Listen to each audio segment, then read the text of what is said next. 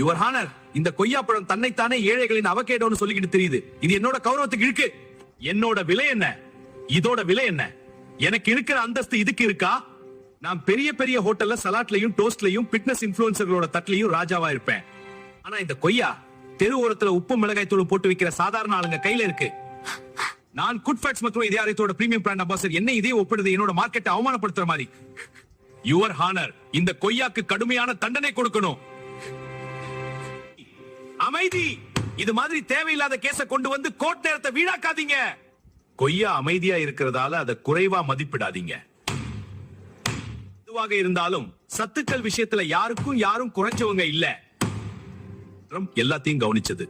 அவகேடோவில குட்ஃபேட்ஸ் அதிகமா இருக்கலாம், அது இதயத்துக்கு நல்லது. கொய்யா பழத்துல இருக்கிற ஃபைபர், நார்ச்சத்து மற்றும் வைட்டமின் சி நம்ம வயிற்று ஆரோக்கியத்துக்கு ரொம்ப முக்கியம். அவகேடோ திமிரால போட்ட இந்த கேஸ தள்ளுபடி செய்யறேன். கொய்யா பழம் எந்த குத்தமும் செய்யல. சத்தான கௌரவமான பழம் இந்த நீதிமன்றம் தீர்ப்பளிக்குது. எல்லாரும் மறக்காம ஒரு லைக் போட்டுடுங்க.